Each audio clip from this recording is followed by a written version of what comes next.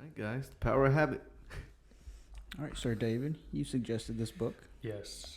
What made you suggest it? I think it was good for something just to look at since we're starting this business. So like, there's a lot of aspects of your life that would have to adjust around this. So it was a good way to like see where you are right now in your life in terms of habits and what you guys do and what I do personally. And then just the idea of the book came. Had you read the book before? Yeah, I read it probably 4 years ago or something like that. Yeah. And I think it's one of those things. It's like a book has different meanings at different stages of your life. So when I first read it, I think I was just getting into college. So it just applied to that. Yeah. And then now that I'm out of college in a career and then building this business with you guys, it takes a different meaning outside of that. Yeah. What'd you get the most out of it, Freddie? The fact that like you start to recognize small little habits that you do. Yeah. That aren't just that it's like they just say you don't think about this shit, you just do it. It's automatic. So just trying to recognize those and especially the bad ones, like fucking driving past gas stations for me. It's like a fucking queue. It's like I gotta go in there because I obviously I'm gonna get gas. Yeah. But also that encompasses like I gotta walk past all this the coffee machines. The fucking. But why not just pay with your credit card?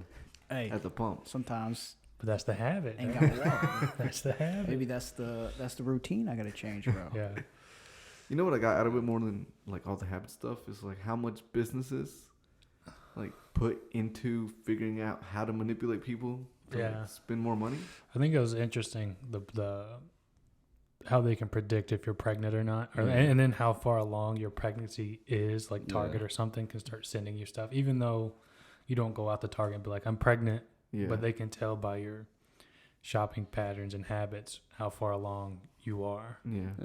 Well, they could also tell you just buying just a gift for somebody, your friend that's pregnant. Yeah. Yeah. Like they go real deep with the data. Yeah.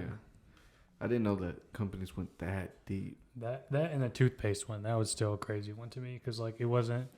Now when you think of it, it's like brush your teeth. Yeah. But at that time when toothpaste wasn't selling, it wasn't like an everyday purchase. Yeah. That like the guy marketed it as like a habit to do to get cleaner teeth, and then. Yeah. Or the guy with that was selling that thing that like got rid of scent. The Febreze? Febreze. Yeah, Febreze. Yeah. But the original one that was like a scent remover, but it had no smell to it. Yeah, they went from a scent remover and it didn't work, and then turned it into like a finishing touch. Yeah, like the finishing touch to when you clean the room, and it's still marketed like that now. Yeah. I didn't know they went to like people's houses like that. So like, big product do this? I think so. I think they pick an area, and then that's the area they focus on. Yeah. I think that happens with like, I know Arizona is a big test area. I don't know why, but like Tesla does a lot of testing there with their automated cars. Yeah. And then it's just that's what blew my mind more than anything, more than like the habit stuff. Yeah. Like the habit stuff was pretty simple. It's like you do something. Well, I think that's the thing. Like it seems so simple, but like the actual habit itself is always different. Like the people who are gambling, and they couldn't help it. But that's because you get like such a point that your brain is like rewired. Yeah. Well, that's like that. Like when you first try to do something new, that's when your brain is at work. But like once you do it so many times, your brain doesn't work as hard to put you through those actions anymore. Yeah. Yeah. It just follows a pattern that's been like grooved out. Yeah. Plus also like gambling, or for that specific one, it's the gambling that'll cause like that hit of serotonin. Yeah. To continue that loop. Mm-hmm. So now you just gotta. It's weird because you gotta figure out a different routine. Yeah. But like the goal at the end it might not be like specifically something, but like it's still like a hit of serotonin. And you actually like have to believe that shit's gonna work. Yeah. Because if you just like go, it's a very slow process. You go day by day. Yeah. But eventually it'll fucking hit. Yeah. Yeah. I think it was funny. Like most of they had Tony Dungy on there. Then they had the lady who was smoking cigarettes and tried to stop, and it was like none of them changed the cue. Well, I forgot what the triangle is. Like the cue, the action, and what was the last one again? You guys remember? It's like cue. routine. Yeah. Cue, routine, and the end. So it was like they didn't change the cue, and they didn't change the end. They just changed the routine. Yeah. Which might be the most important part, obviously, because it's the habit itself. But I mean, the routines. When he gave the advice, it was just like you change the routine. Like you don't change the cue, and then the end was a reward. Yeah, the reward. Yeah, so you have the cue, the routine, the reward. Yeah. So you don't change the cue, and you don't change the reward, which changes the routine. Yeah. So like the people who were smoking cigarettes and wanted to stop, it was like when you get the urge, do 10 push-ups or do something, chew a piece of gum, and then do that over time. Yeah. After so much time, the routine should change. I've been trying to figure out my cue for like sugar. Sugar is like the one habit I've always had the hardest problem. See, that's a different topic too, because then it's like, do you want it, or does like the bacteria in your stomach want it? Yeah, that's like telling you to get it. Yeah, then it's like a physical like craving now. Yeah, I mean, I do get a craving. It's like a crazy craving. Like I feel frustrated if I don't eat sugar. Is that a withdrawal then? Right? See, it could be. Some withdrawal symptoms. Yeah. Just like people who smoke cigarettes and they go through withdrawals or any. What I was telling Freddie I've been doing recently is apples. Like if I get an apple, and if the apple's sweet enough, it'll like kill that craving. Yeah. But if I get like a sour apple, it doesn't do it. Doesn't do it. There's a lot of sugars in apples too. And bananas won't do it either. Yeah. Damn. Bananas pretty sweet too. They're like a different type of sweet though. Yeah. You get a really sweet apple, almost like candy. Yeah. But a banana's like a different type of sweet to it. Yeah. So what is some things? He said sugar. What about you? Any habits that you picked up on? Besides going to the gas station? Yeah, I was just like getting that gas station sushi. But oh fuck no, I'll never do that. He gets gas station egg rolls. Hey, those are fire, bro. I don't believe you. You gotta try them. I never believe that. No, but what the fuck is it? Just like eating and portioning that down. Yeah. In a way, because sometimes like you get the crave to eat, right? Yeah. And then it's like, all right, let me just fill all of it into my stomach. Right. Now it's just like changing that routine of eating that, like overeating like a pig. Is that a habit though? That's a habit for me. At that point, you're just a glutton. I know. I could see like overeating and eating too quickly can lead to overeating because like you don't give your body time to like break it down and it's like you get the craving to eat multiple times a day. So you just got to change that routine instead of actually going to the fridge, opening that bitch up, and just constantly looking for something. That's why I can't like intermittent fast when I'm at home. Yeah, at work is easy because I just work and have my mind on something else till lunchtime. Yeah. But at home, you just walk right by that kitchen. I get bored for 5 minutes and I'm like, what's in the cabinet? See those gas station egg rolls sitting on the counter? It's fire, bro. That's sweet and sour. Those would be the death of me. Yeah.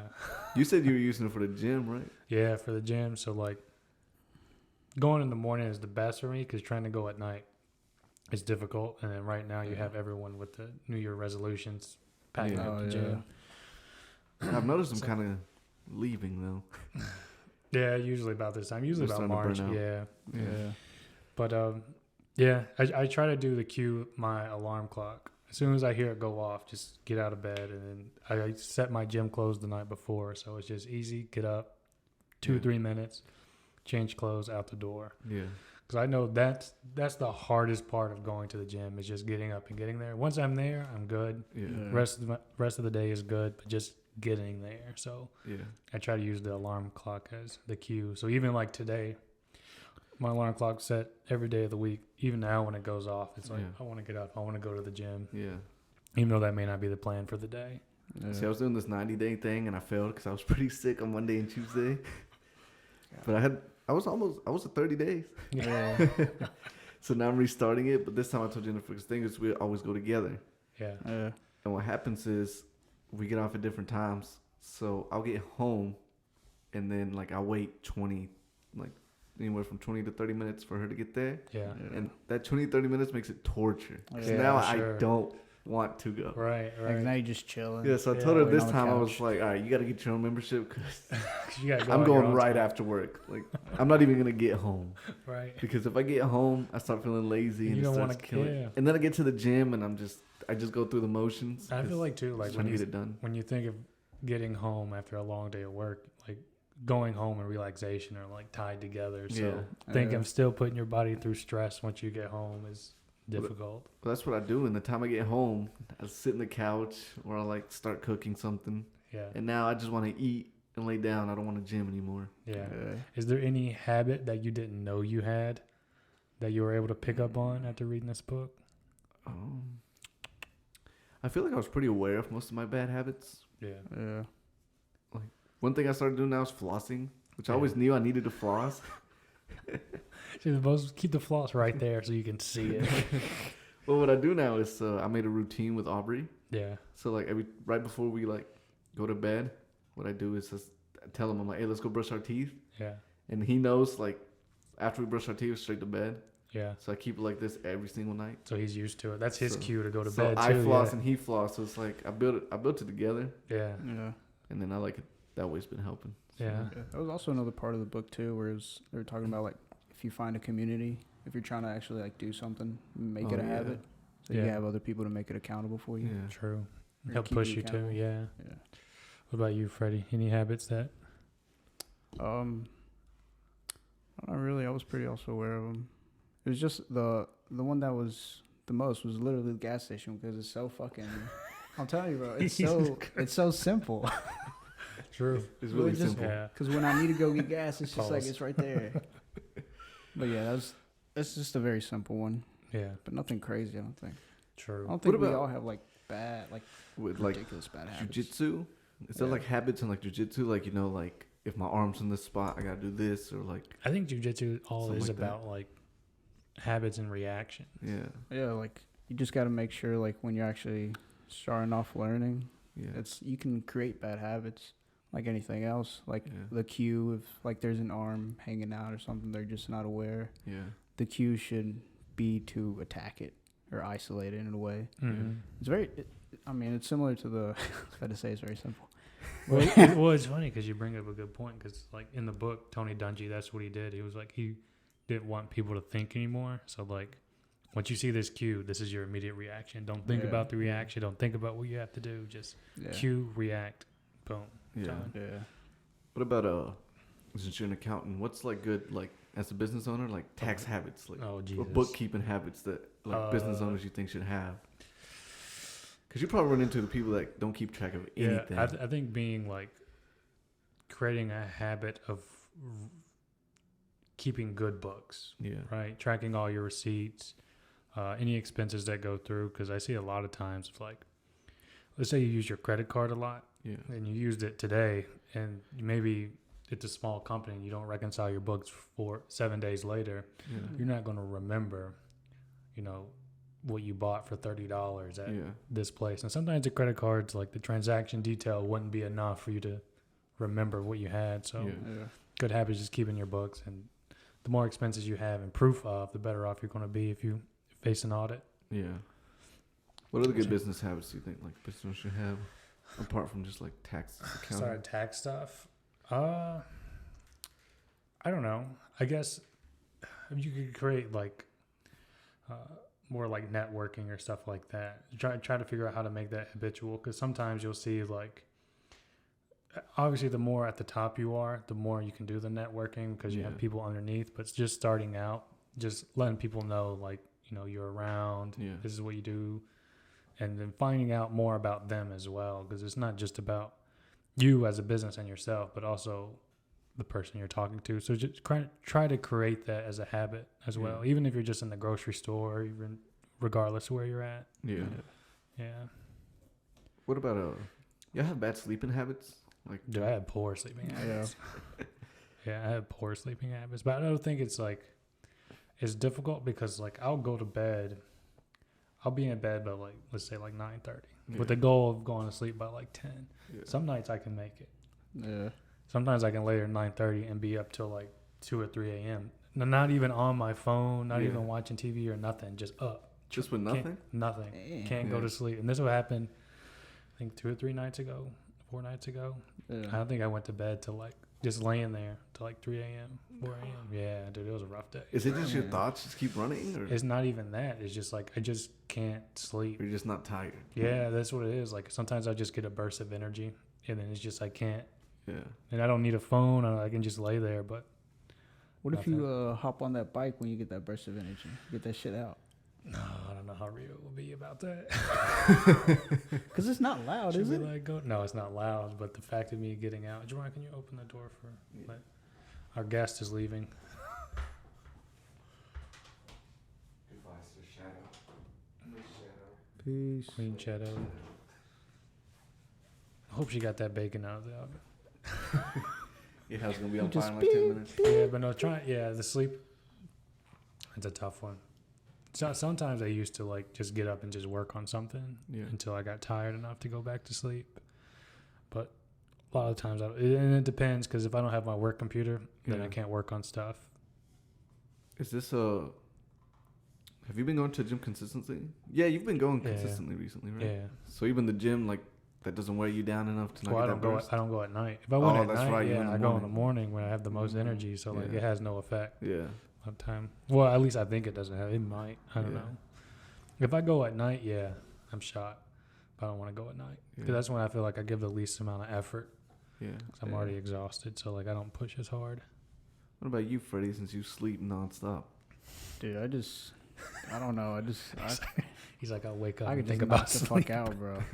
But what I found, like, to sleep better is I'll take cold showers at night. Yeah, that's what I started doing about 2 weeks ago. Because, like, the way your body wakes up is it starts to heat up. Like, if you're outside, it starts to get warmer as the sun comes up, so it signals your body to, get up.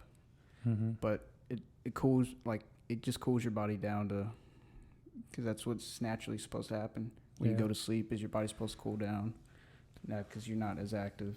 I was also reading that it's supposed to release like dopamine levels, and it can release as much as like if you take cold showers, it's supposed to be equivalent as like I think it was like doing cocaine or something like that over a long period of time. It's like the same effect, dopamine levels, which is pretty intense. I think I get dopamine from hot showers. That's because it's comfortable. That's because it's comfortable. Everybody loves hot showers. I think one thing. I'm not giving that up, bro. But I didn't give it up. I didn't just jump into a cold shower though. Like I would take the hot shower. In the last 2 minutes, I turn it to slightly cold, and then over time, it's like you can tolerate more. Now it's like I jump in when it's really hot, and before I do any of my business, crank it all the way to cold, and like I'm good. Yeah, it's good to go. So like you transition over time. Also, like I read the thing where it's like to sleep better, it helps like not looking at screens like an hour before. Yeah, that one I need to work on. Because it's usually just on the phone, toss it, then try to go to sleep. Yeah, before Aubrey, I had that problem, but now that I have a kid, dude, I fall asleep instantly. I'm like it's a 50-50. I could fall asleep like you, just instantly, or I'm up. Yeah. No, I fall asleep pretty quick. Just because through the nights I don't really sleep good. Yeah. Because he's constantly waking me up. He wants a bottle, or he'll kick me. He does this new thing where if I turn to my right, because it's me, then Jennifer, then him. So if I turn to my right and my back is facing him, and he wakes up in the middle of the night, he'll like jump on top of me, grab my face, and he'll be like, "Turn around." So now I gotta turn on my left side and wake up. And turn. You just put a mask on the back of your head. I can't believe you my daddy. So since we don't have kids, and you're the only one at this table with kids, do you see habits in Aubrey, like cues? Well, used to do? Not yet. Yeah. Except like the sleeping one, I'm starting to get that onto him. Yeah. But what I really learned from this book, all I could think about this whole time reading this book is like, not even for me, but like, how do I build good habits for him? Yeah. Do you think it'll affect? I think it'll affect you too, because like if he doesn't see you doing it, he'd be like. Well, I have like my biggest problem in life has always been discipline. Yeah. I am not a very disciplined person. Yeah. So I know like to teach him discipline, I gotta teach it to myself. Right. And that's been like the journey I've gone on for like 2 years, just disciplining myself more. Right. So I can discipline him. That makes sense. Yeah. So like with reading, I know, like, if I want him to read 30 minutes every night, I got to read 30 minutes every night. Yeah. How impactful do you think habits are in, like, your day-to-day?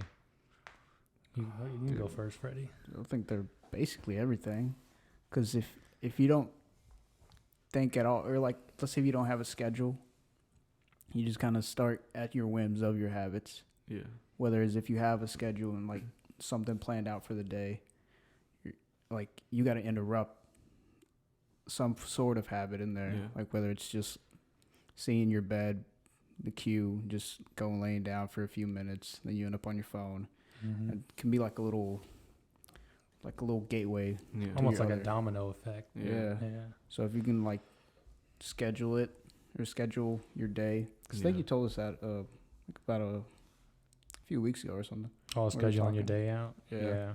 At least some of it. Yeah, because if it's like what I found is, like, if you leave, like, a very big gap of just free time, whether you're not, like, of course everybody has, like, relaxation time or just time to just chill, but it's not crazy amount of effort that you need to do to plan something out. It's just like studying something for 25 minutes. Yeah.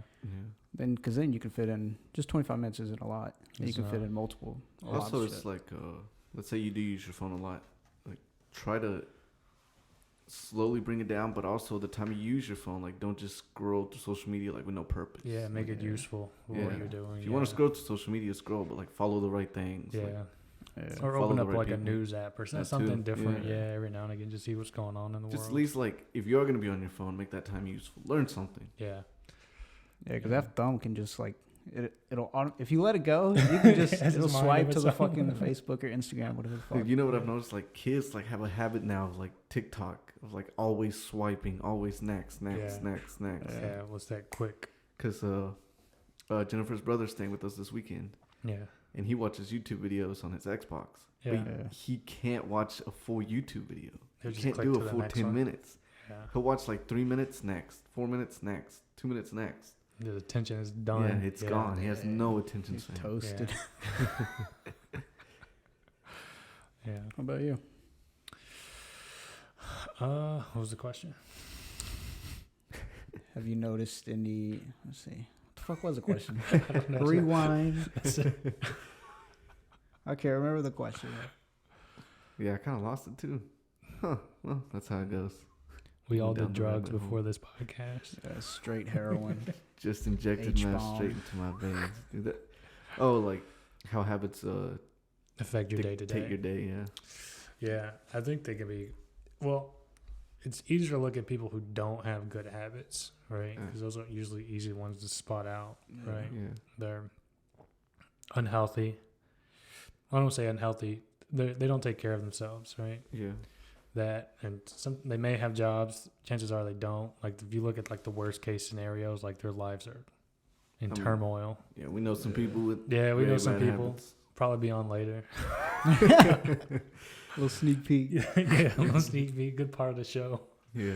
And then you look at people who have, like, really, I don't say really great habits, but have, like, they know what their habits are, and usually, like, I guess in the business world, they're at the top echelon. They're CEOs, CFOs. They really have to, like, take control of their life every day, all day. Yeah. I read this thing that said something a lot of people don't talk about, like, highly successful businessmen, is that they have, like, the ability to do boring tasks for a long time. Yeah. I could see that. And, like, a lot of people don't have that.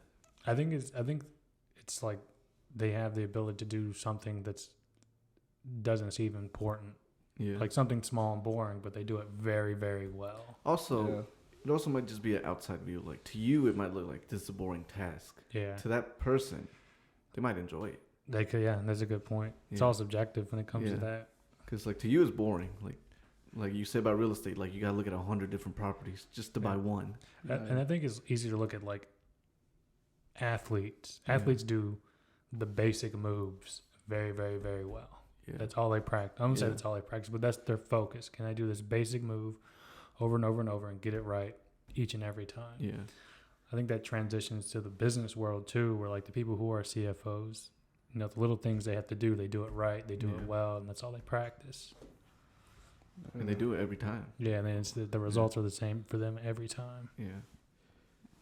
Yeah, it's what you notice with kids in sports. It's hard to like get them to like practice like very simple little things. Like like they'll want to play the game. They chase that highlight reel. Yeah. I mean, that's what everybody, because that's all you see on TV. It's like the big moment, like Messi scoring the game-winning goal. But they didn't see like the 10 years prior of him doing the same move, that same shot. How many times has he taken that shot? Exactly. Whereas he doesn't even think about that shot. No. He just that's the cue. That's the action. Dude, I always talk about this game that I was addicted to for a long time called League of Legends, right? Yeah. And one thing I'm very good at is like taking things that I do and try to like make like a real life analogy. Yeah. And like League of Legends, like you can pick different champions, right? And like you can climb the rankings. Yeah. And a lot of the advice you hear like the top ranked guys is like when you first start out, just play 2 champions, just 2, master them. It's like, because what happens is if you're playing a champion you've never played, you are focused on how to play the champion instead of like how to play the game. Because it's like a strategical game. Mm-hmm. Yeah. So it's like if you master the champion, you're no longer thinking like, oh, am I moving my champion correctly? Now you're thinking like, what's going on in the game? You don't have to think about the champion anymore. True. That's a good point. So it's like if you know like the fundamentals of a sport, like let's say like it doesn't matter who you play. Let's say you're new, right, to the sport. When the ball, like let's say soccer, the ball is rolling to you. The whole time that ball is rolling to you, you're thinking, how do I kick this? Am I going to kick it right? How do I do it? What angle do I catch it from? Yeah. Well, when you're really good, you don't probably even think about that anymore. Now you're looking around you like, what's open? Like, what's the space on the field? Like, I feel like it goes back to like it makes you more reactive rather than you're questioning or trying to rationalize the decision you have to make. It's like you know what you have to do. Yeah. So now it's just action at that point. Just reacting, I should say. Yeah. It just like shortens that pathway from like the input of the information you're getting. It just your foot automatically knows to judge the speed, the power it needs to stop it with or to kick it to. And you can look at the bigger picture. You're not so focused on this, like you're not tunnel vision on this one small part. Right. Like you can see everything. Yeah. Because you know this part now is just habit. Right. So you just do it. Yeah. That's a good point. Basically, you're trying to make it subconscious. That's kind of what a habit is. Yeah. Right? Just like your subconscious mind, you let it take over. So you brought up a good point earlier, Freddie, about scheduling your time. You started doing that? Started doing it. So what effects is that? Just like it, because you start to see like what time am I like really putting to use, and what time am I just fucking off, and not doing shit. Yeah. And it's very clear once you start doing it, especially if you're like me, because I like to do a lot of shit. And I want to learn a lot of shit. Yeah. But I have to like optimize the time. Yeah. And not just use like, okay, I get home from work, I go to the gym, but there's still a little bit of time left in that day, like a couple hours or something. Yeah. 2.5, where I can still fit in some other things. And it's really just making your day feel a little more productive. Yeah. Because then even at the end of the day, you'll feel, at least for me, I feel a little bit better, like knowing that I actually did some shit. Yeah. And not just spent hours just laying in my bed. It's really easy to do nothing. Yeah. Very easy. It's easy to do nothing, and then the amount of time that it takes up when you do nothing. Yeah. Like it's crazy to like you may think like, oh, I was just on my phone for 20 minutes. Yeah. Like actually an hour went by. Yeah. Something like that. Yeah. You ever spend a long time like on TikTok or like YouTube shorts and it's like you're watching little clips but time just flies by. Yeah. And you don't remember, but like let's say you look at 100 clips, you remember 2 of them. Yeah. Yeah. So it's almost like you're actually doing nothing. Yeah, exactly. At least nothing productive. Yeah. Yeah, because like it's like you're taking in the knowledge and you're doing it, or not doing it, but you're processing it, but you're still not putting it into practice. Yeah. Mm-hmm. If you are looking for something, so it's just kind of like almost wasted at that point. Yeah, you're like a zombie. You're there, but are you really there? Like, have y'all ever like been on YouTube? Let's say like a day passed and you're like, oh shit, I need to check out the video or something I haven't finished. You can go in the history. Yeah. And you try to look for it and then you start scrolling. You're like, damn, I watched all these. Yeah. You don't remember it. What the fuck is it? Somebody hacked my YouTube. Yeah. Yeah, because those shorts, they're just, you can click on them. Yeah. I think they just made it where you can monetize the shorts. Yeah, they're going to soon. Yeah. But back to the scheduling. Yeah, I think that's important just for anyone. Even if you just a regular life, just know what you're doing day to day. And one thing I've learned in my life is like routine is key. Yeah. What's that consistency? That's the key part. I think some people fear like a routine because they feel like, oh, I don't want to get trapped and like this. If you set your routine to doing the things you like to do or you want to do, you're not trapped. And like we don't. Yeah. And like Freddie, you're probably the same. Like I don't schedule my days out to like at 8:15 I'm doing this, 8:20 I'm doing. It's like no, from 8 to 8:30 is this, 8:30 to 9 is this. By the time 5 o'clock, like 5 to 9, there may be nothing scheduled. Yeah. Right. So, but at least that, 9 to 5 during the day, there's some stuff there to get done. Yeah. Because also like another variable in there is just randomness or just like let's say you blow out your tire. Yeah. Yeah. You can't, you don't want to schedule that. Yeah. It's like shit you can't schedule soon up. So you still got to like make time for if some shit goes wrong or south. Mm-hmm. I try to do it the other way, like not time wise, but like after work, gym, after gym, eat, after eat, like time with Aubrey, after that, like time reading or learning something.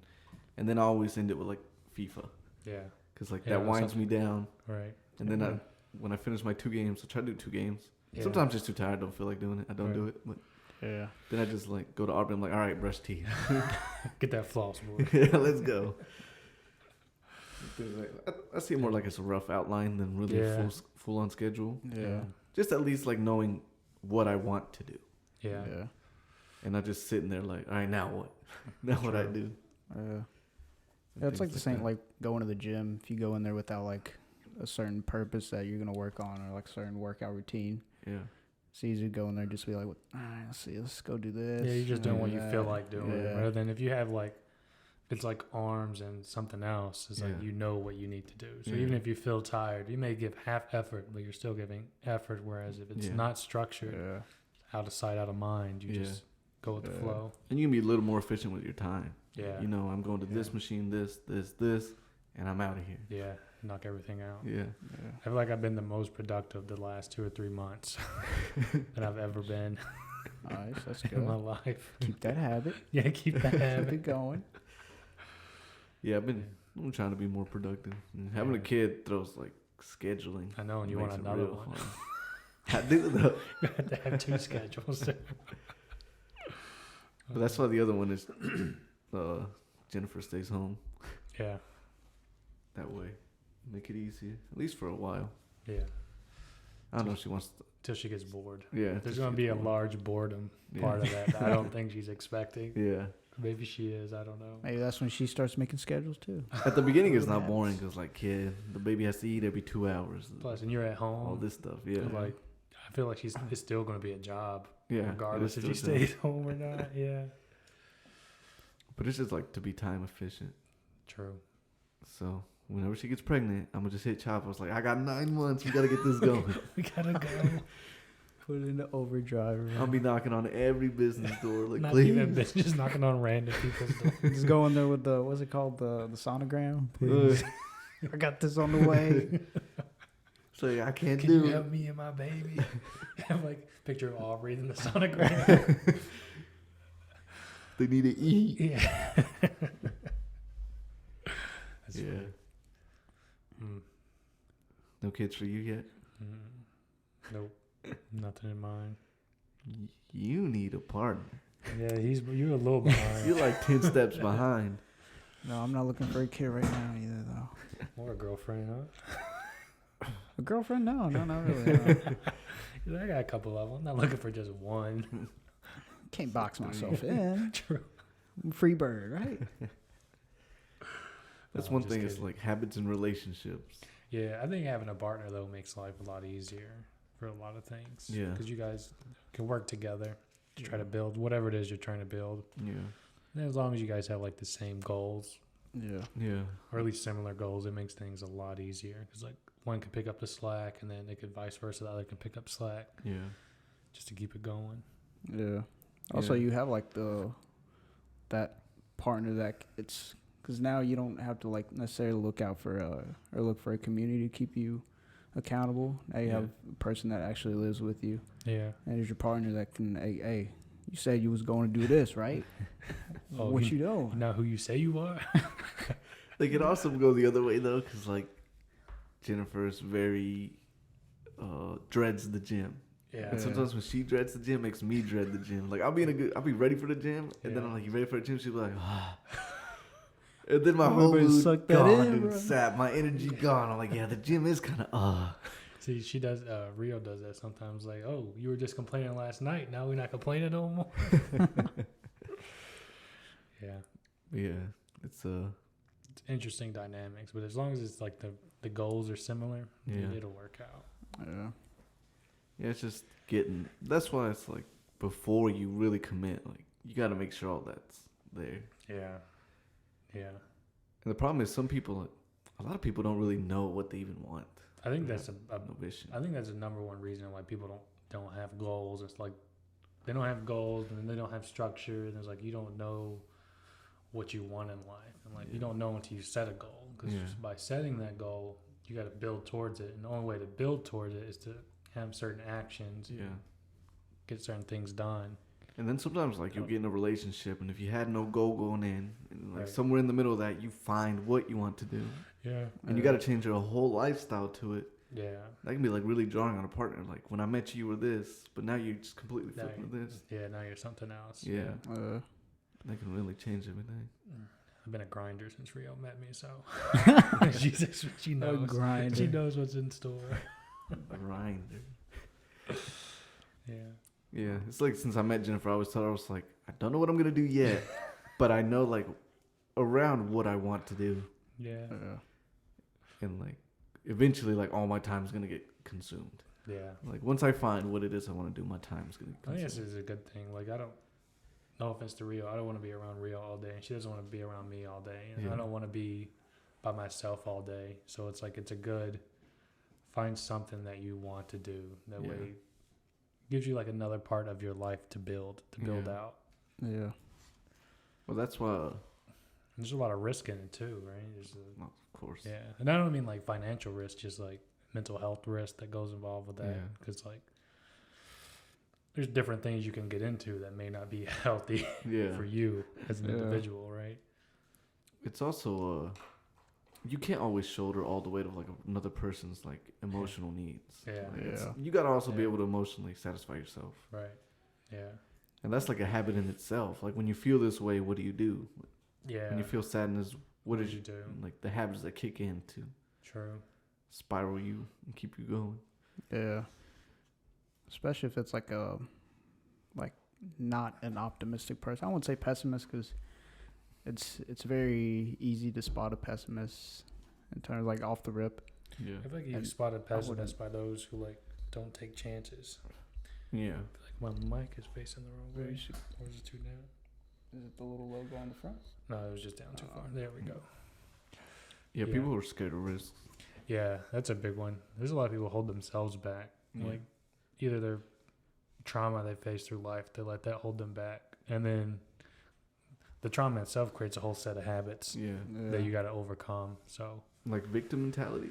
I don't want to say victim mentality, though. That can be one of them. Like some people just like, if you have gone through trauma in your life, you should probably go talk to someone, right? Yeah. Because if not, do you really want what happened to you when you were 3, 4, 5, all the way up to whatever to keep you from moving on in your life? Yeah. Right? And there's people who grew up in poverty, that tends to happen a lot more. Yeah. So, just going to talk to someone. Try to figure out those habits too, because those trauma-inflicted things. And Rio, she's more of an expert at this than I am, because that's the industry she works in. Yeah. But like those trauma events create habits that you may not pick up on, and it could be your communication skills that you have with a partner. It could be, how you communicate with yourself, right? So stuff like that. So being able to go to talk to someone to be like, oh, this is what I do. Yeah. Stuff like that. Yeah, like shit you won't even notice. Yeah.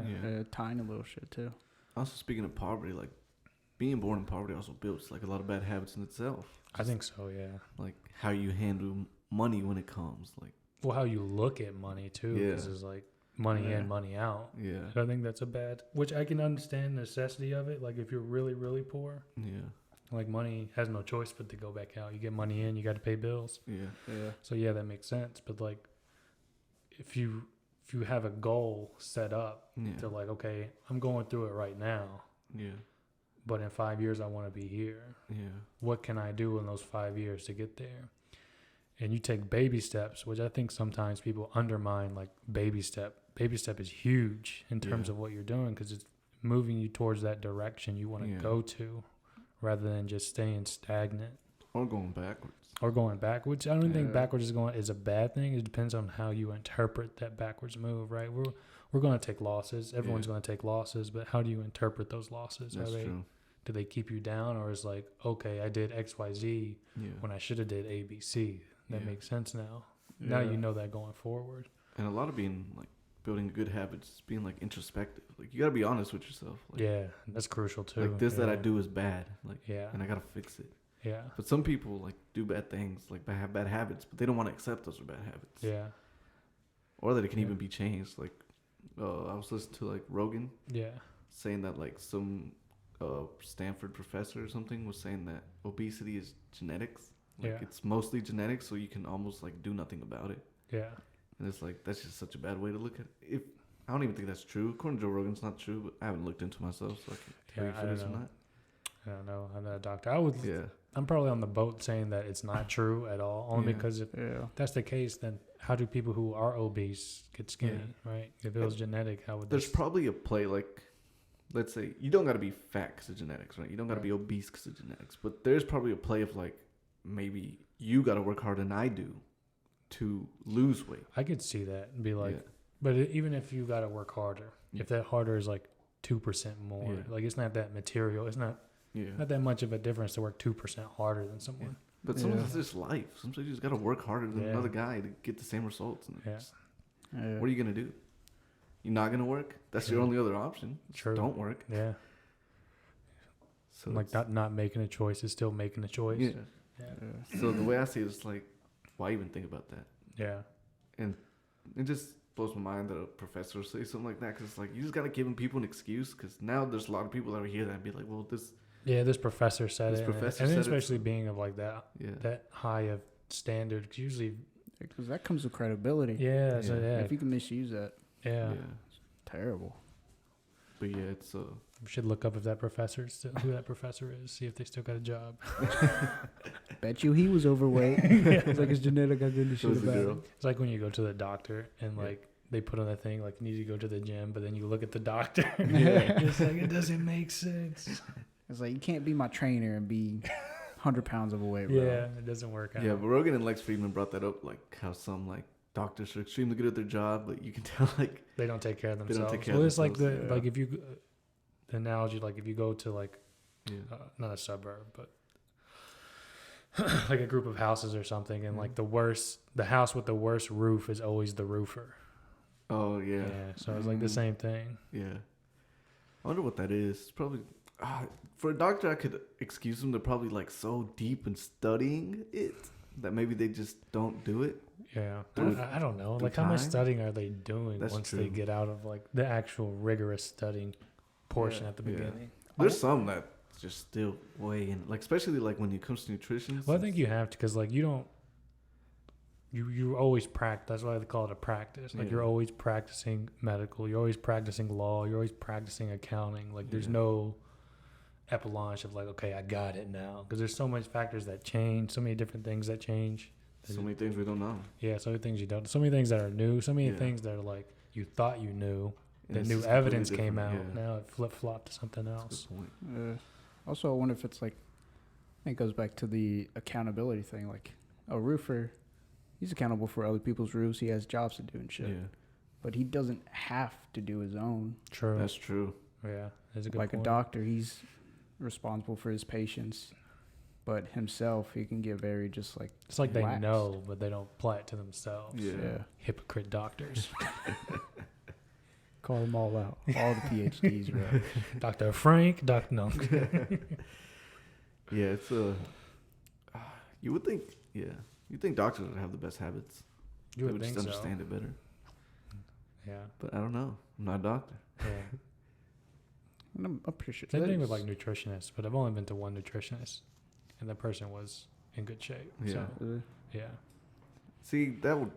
You think it's well? I guess a nutrition is different from a doctor because you're all about nutrition. Like, True. And a doctor is like it's more broad. I remember listening to this nutritionist on Rogan. I can't remember who it was. It was a long time ago. But he was saying that like doctors only take like 1 or 2 nutrition classes their whole school. Well, there's probably. Oh yeah.